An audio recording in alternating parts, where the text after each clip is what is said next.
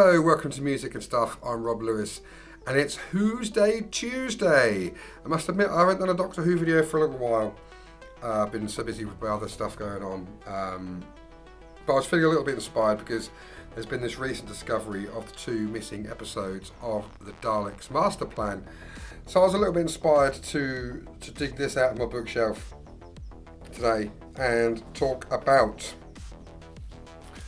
the Doctor Who annual.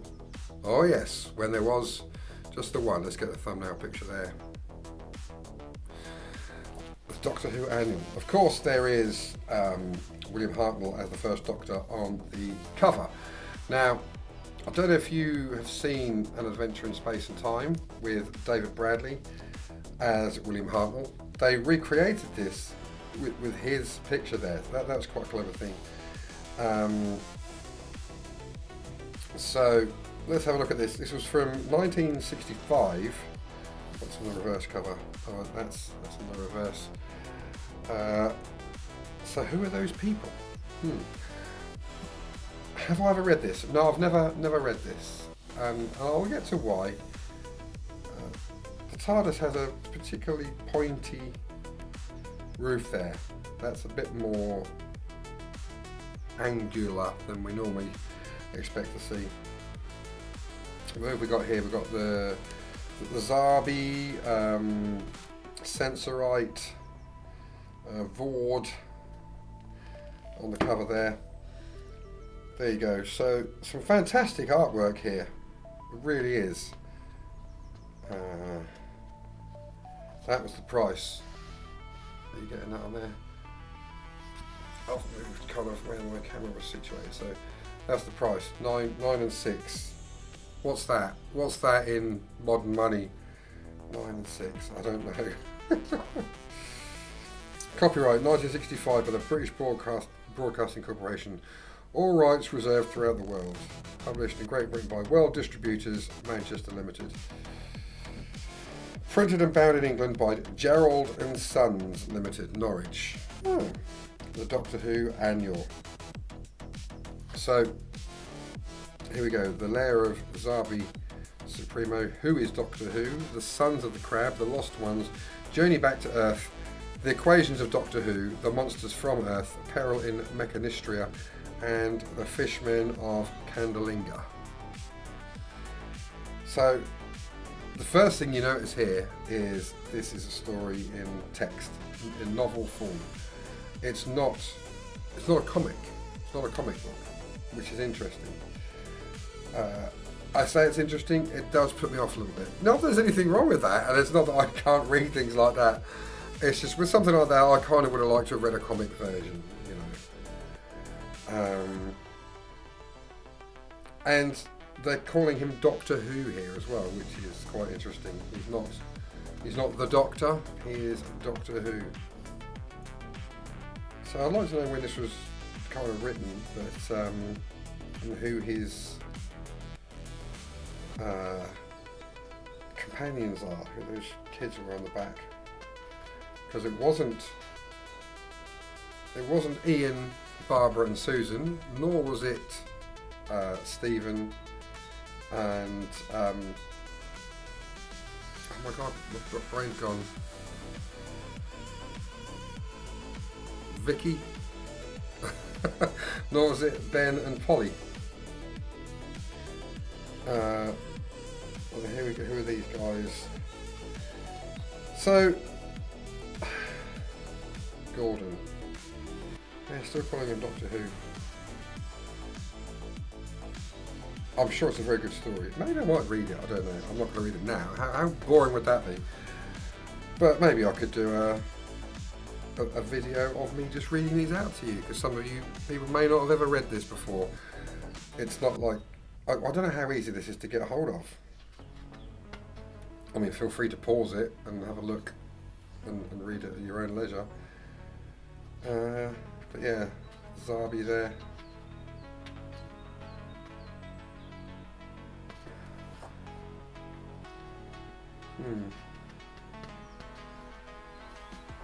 What was the story they were in?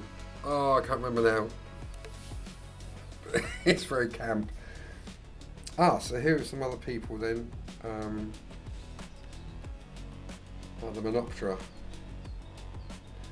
Yeah. I can't. It's been a while since I've watched First Doctor, apart from the initial story recently. But otherwise, it's been a while since I've worked through those ones. So I can't remember all of the baddies' names or all of the aliens' names.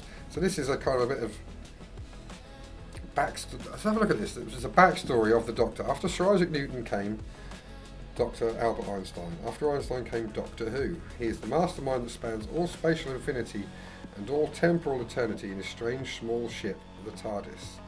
No one knows where he came from. That's how old this is. He is human in shape and speech and manner. He appears to be old and feeble and at the same time young and strong and active, as though the normal process of aging had passed him by. So this is even before the concept of regeneration, or renewal as they called it initially, was thought of. Inclined to be absent-minded and forgetful.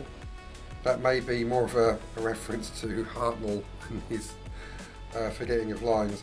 Inclined to be absent-minded and forgetful, he is also very much subject to fits of impatience whenever his will is thwarted and whenever his ideas are doubted. He likes his own way all the time and can sulk like any baby when he doesn't get it. That could be true of most of the Doctors. He is, after all, a citizen of all space and all time, and that must make a man feel there's nothing much he doesn't know. He is mostly very gentle and kind-hearted, and he has the utmost respect for life of any kind. Small and feeble, or monstrous and mighty, he has seen more specimens of living creatures than any other person in the history of all the worlds, and his heart is big enough to respect every one of the countless forms life has taken in all the ages and all the worlds. The planet in our galaxy would seem to have been his original home, but he has journeyed so many millions of miles and covered so many millions of years back into the past and forward into the future that perhaps even the good Doctor himself does not much remember his origins. To us on Earth, the good ship TARDIS appears to be an ordinary homely blue police telephone box with its familiar flashing top light.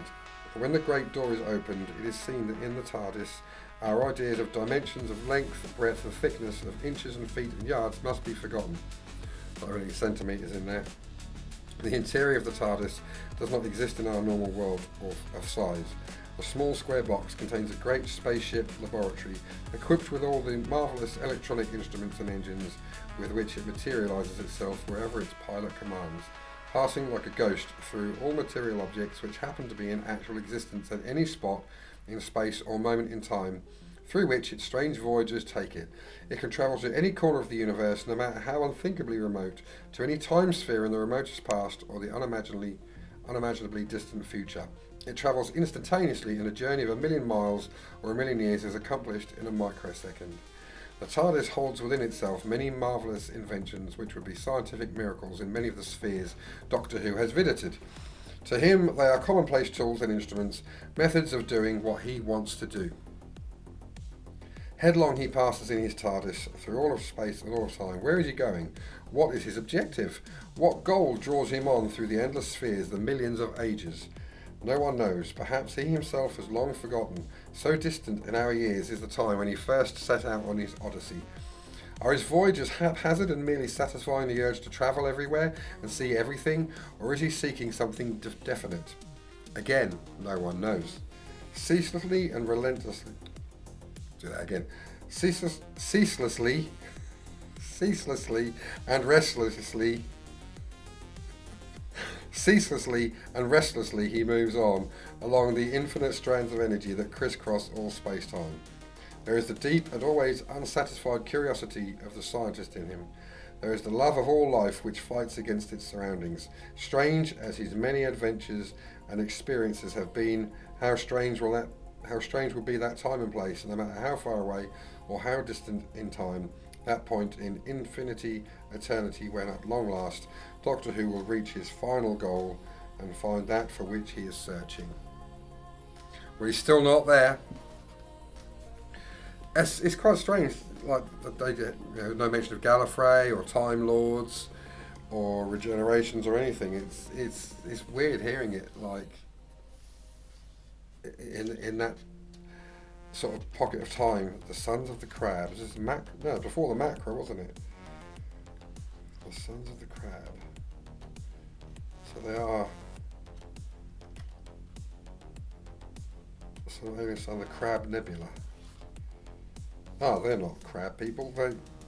I mean, they whack a beard on, they could be me. Murnagil is one of them. Velcro. Oh, Doctor's caught up in some sort of prison cell. I'm glad the neighbours are making so much noise.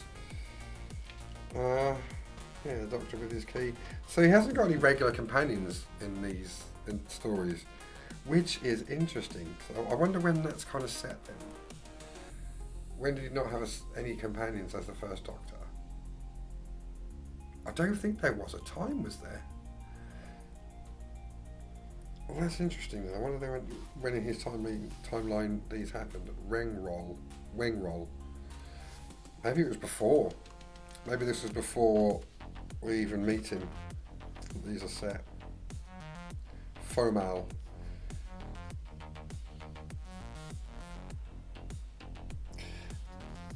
Yeah, maybe I might read these out, do one at a time, an episode each.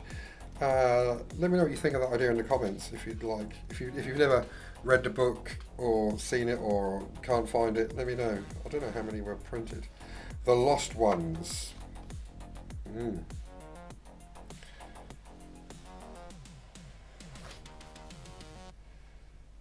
Yes. Vortis. So, again, is this after? No, because these are after he'd the Menoptera, he'd... It's weird.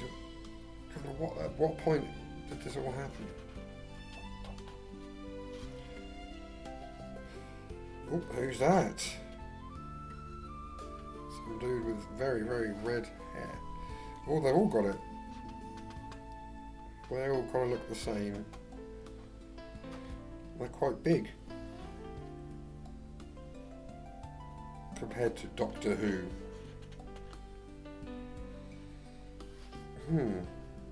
Oh dear, there's a crash there. Journey back to Earth. A game for 2 or more players. A dice, encounters, or buttons are required. Start with 6. The first player to steer the TARDIS back to Earth is the winner. Oh, so they land on Mars, miss 2 turns. Sight flying saucer, go again. You get an extra go there. Fuse blows, go back to start. Wow. I used to love these old kind of games that you'd get in a comic. Followed by unknown craft. Move forward 9 places. Take shortcut to number 45. Look at that, hell of a shortcut. And go again. That's mental. The advantage you get if you land on square, not 29. You jump ahead 16 squares and you get another go. Land on Web Planet, miss a turn, rescued by the Menoptera, move up 7, chased by the Zabi, return to number 21, break space barrier, go again, land on the moon, wait, oh, we have to stay there until you throw a 6. Moving on to Venus, you must throw 2 4s before continuing. Lose control of the ship, go back to number 5. 69, dude! Throw correct number to land on Earth. Oh, so you have to land exactly on Earth then. I see, so if you're on 63, you have to throw a 6. I get it. The equations of Doctor Who. So this is kind of like the science behind it, I guess.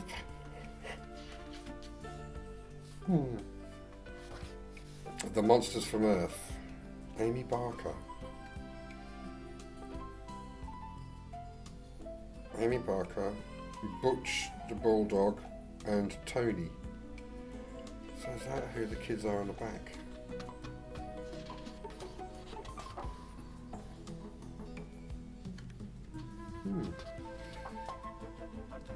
So, actual children this time.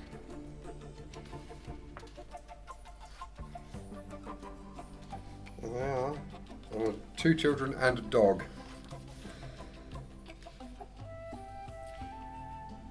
Yeah. I don't know if I like the idea, but this was this book was to appeal to children. It slid down there. To appeal to children, so I guess it's about right, isn't it? Look at those dudes. Zilgans. Peril in Mechanistria.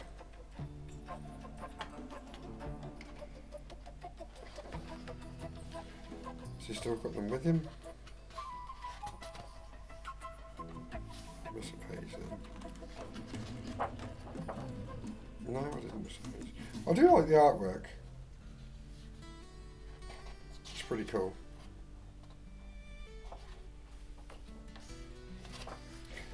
I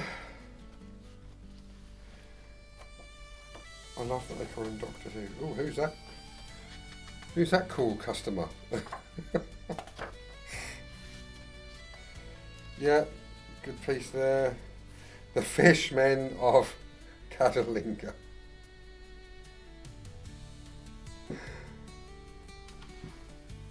Right. Oh dear. Freaky looking fish. I'm kind of just rattling through this now. There's a lot to get through. I don't know how much. Has he piped in yet? Hello, Holiday Rob here from Croatia. Just want to let you know, if you're enjoying this video, thanks very much for watching, but don't forget to smash that like button, hit the subscribe button, and of course the alarm notification bell so you know when my videos are coming out. And yeah, if you're interested, I've got social network stuff, Facebook, TikTok, Instagram, not Twitter though. And I've also got a Patreon, so you can find me there. It's in the description. Links for everything's in the description. And yeah, I'm going to hand you back again, because otherwise Studio Rob gets frustrated.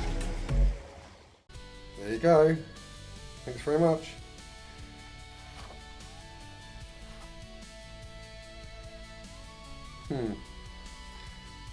Who's that guy?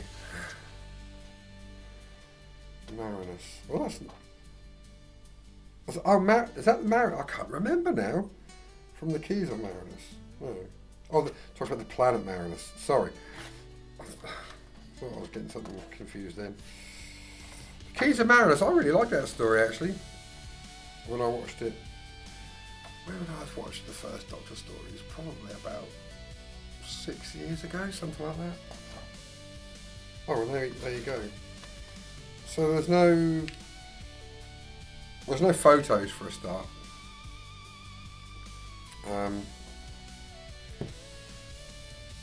Sometimes in modern annuals you'll get some silly pages. Excuse me. You'll get some silly pages just to kind of fill it up. I like that they haven't done that there. It is very of its time. Yeah, so that's the Doctor Who annual. Different, isn't it, by today's standards? You look at the Doctor Who annuals nowadays, even if they still do them. I mean, I've got the last one I got was a Matt Smith one. And there's some silly little things in there, just again for filler. You haven't got that here, so I like that. Good effort, and definitely worth the 9 and 6. Well, thanks very much for watching. I'll see you in the next one. Catch you later, Bill and Ted.